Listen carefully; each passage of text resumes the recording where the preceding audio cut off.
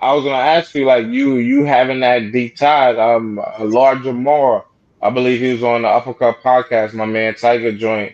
And he basically, created a conversation saying, Puerto Ricans or the Spanish people wasn't there in the beginning or the inception of hip hop. You know what I'm saying? Like they Mhm. came after and added and things like that.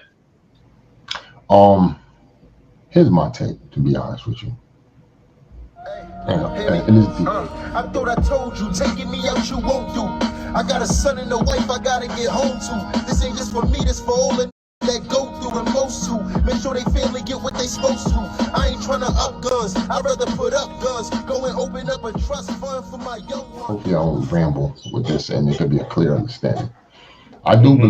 do believe Black Americans, which I even detest that word, the color black, because we're actually brown. There's different shades of brown with a lot of us.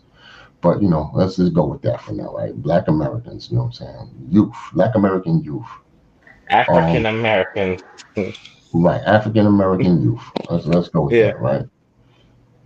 They definitely created the vibe of hip hop. Now, when you say creation, you're talking about literally physically making something like it, right? I made this cloth. I'm the creator Yeah. of this cloth. You know what I'm saying? I made this my cloth. Like this is a first of Mm, everything. If anybody comes yeah. after this, I better be the guy known for making this right Yeah. here.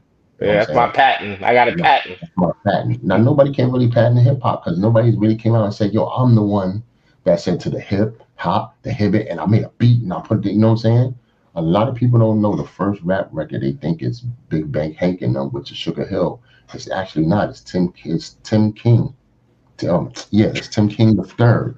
You know what I'm saying? King Tim the third. Excuse me. Yeah, but it's him. He came out with the first rap record and shit. And Really? yeah, and history has to be understood. If you go, you can go date it. That's one thing for sure. You can go date it and you're gonna see the dates. It's like, okay, it's King Tim the third.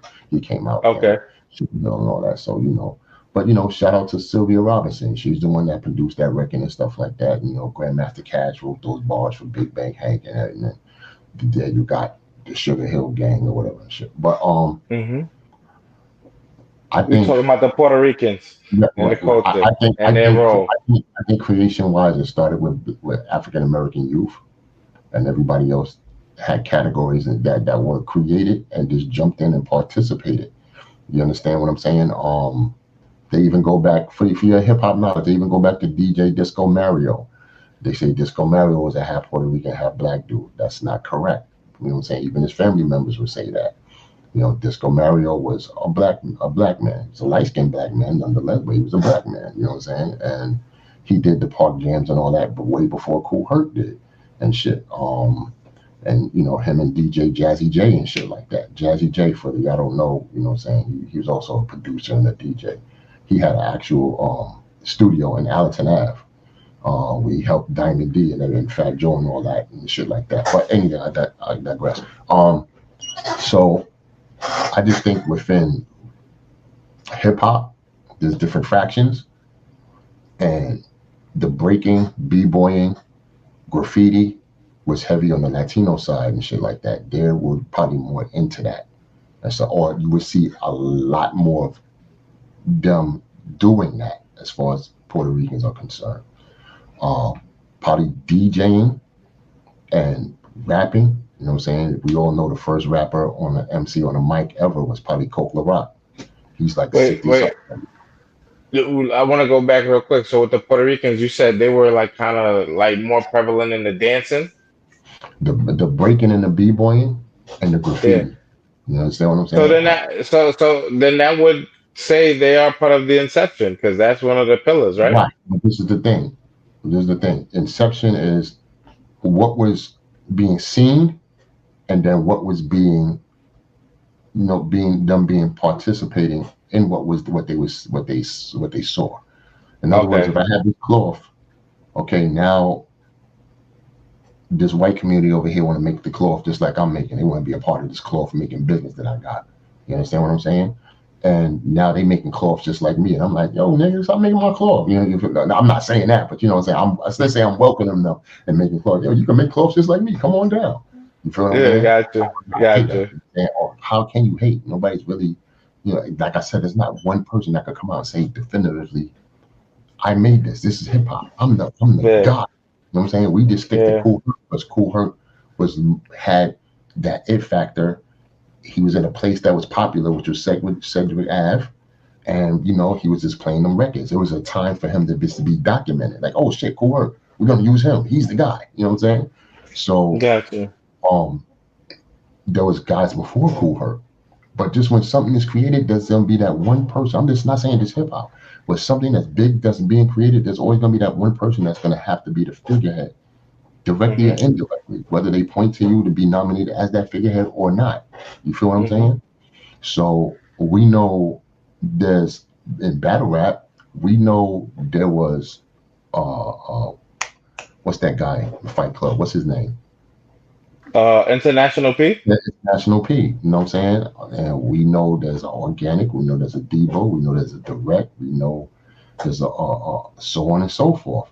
But Yeah. That's the guy that's always going to be the figurehead for battle rap at the top. Smack. It's going to be Smack. You understand what I'm saying?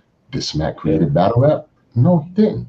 But he's a good representation because his company was a great representation for battle rap. You know what I'm saying? So we're not denying that. We're not saying hell no, such and such. You know what I'm saying? I see what you're saying. There's no one person definitively saying, "Yo, I created battle rap." Nigga, fuck out of here. Everybody sits. It's like Michael Jordan ain't created basketball, but he the face. Or LeBron or whatever. You know what I mean? Who can created hip hop, but he's the face. You understand what I'm saying? Yeah. And hip hop goes through eras because you got the LL era, but he the king of hip hop. I truly believe. Then this is an assumption theory. This is not like factual, but this is my assumption. I truly believe, yes, hip hop was created by African American youth. Around that time in the 70s, early 70s, and late 60s, early 70s, around that time, like the Latin community was pretty much, how would I say? Because I don't want to say it disrespect. It's not even trying to be disrespectful.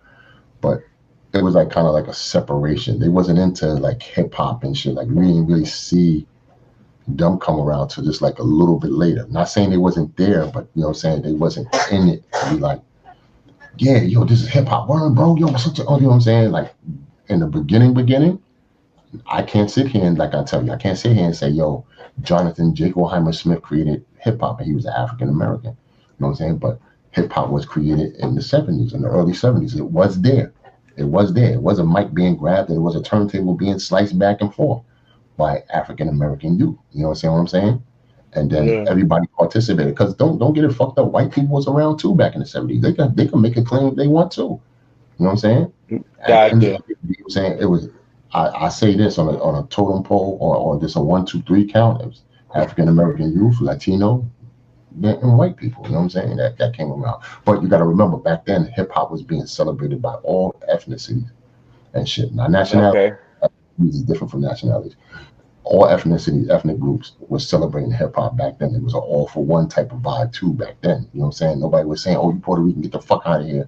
You can't be doing no hip hop." "Oh, you black, you a fucking Polish kid, get the fuck out of here. You can't be doing." No, everybody was welcome. You feel what I'm saying? Gotcha. It was just what's happening. It was just it was a revolution period within this community. Right. Like this part of the world. Right. So to wrap it all up, in Jamal's defense, I understand he wants history to be correct and not tainted. You understand what I'm saying? But if you know, if he does have those debates, hopefully he'll have those actual facts as well to go along with what he's saying and standing 10 toes on. I respect him for standing 10 toes on what he's saying because I agree with him to some extent. You know what I'm saying? But I will never neglect and say that the Latino community wasn't there. You understand what I'm saying? Creation is different from participation. Yeah, I think that's what his point was too. I think that was the point he was trying to make. And participation, it's nothing to sneeze at. Participation is just as good. Because I may create something and just leave it at that. I need participation to make this shit grow. Exactly. The fans to watch, the people to click, the views, and all. Like we need all of y'all guys watch this conversation because this is a lot of jewels. You know what I mean? So the only reason why this conversation is being had, not just saying with me and you, but just period, is because African Americans at this time and era is feeling slighted. You know what I'm saying? Because even the immigrants are coming into America looking more powerful, and we're looking like third class citizens as far as like being African, especially the African American women. You understand? With that being said, Debo, man, yo, this was an amazing conversation. I appreciate your time and just giving us a part of your history and a part of your life, man, and sharing with us. Man, like I said, man, these conversations are getting real, man, and thank you. All I Yo, can say is thank you. I appreciate it. Let me tell you something. I just wanted to go off with this one note. You understand? Wisdom is everything. Respect, knowledge is everything. Knowledge to God, right? Crazy, way powerful, more powerful name, bro. You know what I'm saying? Thank you. I said we don't celebrate the ones that have integrity and morals, as opposed to the ones we pay attention to that's very negative. You understand what I'm saying? It's very unfortunate, very very unfortunate. You know what I'm saying? The three-letter mans, the knowledge to gods, the J Blacks, the Tony Bros. You know what I'm saying? The P's from URL. Yes, I said P from URL because he stand on his shit. Whether you like him or not, he'll tell you to your face how he feel about you. You don't have to worry about it being from coming from somewhere else. The nigga will tell you to your face. That's why I respect him. We may do our back and forth, but I respect him because I know when I call that nigga, he gonna say, yes, I said such and such. And you can't do nothing but respect that shit. You feel what I'm saying? So at the end of the day, his integrity means a lot, man. And we need to have more of these conversations and shit. We need to have more of these mature conversations and get to understand each other because we're lost as a people. We're trying to find our ethnicity. We're trying to find out our nationality. We're trying to find out who we are as a people. Even at my age, I'm still searching. I'm no better than any fucking body. I don't plan to be. I'm not bigger than battle rap. You understand what I'm saying? Nobody's bigger than battle rap. You know what I'm saying? The people that I'm an architect and a builder, and I don't say I'm bigger than battle rap. You know what I'm saying? The most important people to me are the fans when I'm doing battle rap. The most important people to me in my life is my family and God. You know what I'm saying? So at the end of the day, it's time to be mature. People's gonna look at me like, this nigga Debo. Listen, I understand. I like the mess just like every fucking body else. You know what I'm saying? But there's a limit. You know what I'm saying? There's a boundary that I'm gonna cross. You feel what I'm saying? And one thing I know for sure is that you may get or see or try to judge me for what you see or what these bloggers say about me on this box. But I know when I'm in these streets, these people see me, they shake my hand, they tell me how much they love Queen of the Ring and how much I stand for something, they appreciate me. They take a picture, they shake my hand and have a conversation with me. And I make sure I'm not above any fucking body because I'm not. I'm humble to the humblest degree. You understand what I'm saying? Prom night 2, please get your tickets. Please, if you can't be there, get the pay-per-view. Me and Babs, Vay, has put in work for 14 years for women's battle rap. I know y'all like the last conversation me and Knowledge had. I appreciate that alone. You know what I'm saying? Whatever nugget of a win I could get, I'll take it.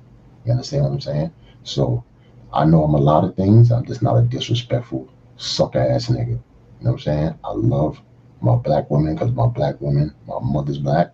May God rest her soul. My aunt is black. My sisters is black. My cousins is black.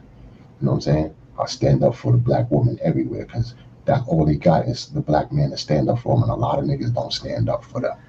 You feel what I'm saying? So at the end of the day, watch what you say because words mean something. Words are powerful. You understand what I'm saying? You send those words up there, and when it's time for your demise or your end or whatever, and then you return back to the earth, you got to go back up there or wherever you got to go, celestial, whatever, you know. Yeah. Answer to all you've done on it as a physical being on this earth will determine. If your heart weighs heavier than the feather, man.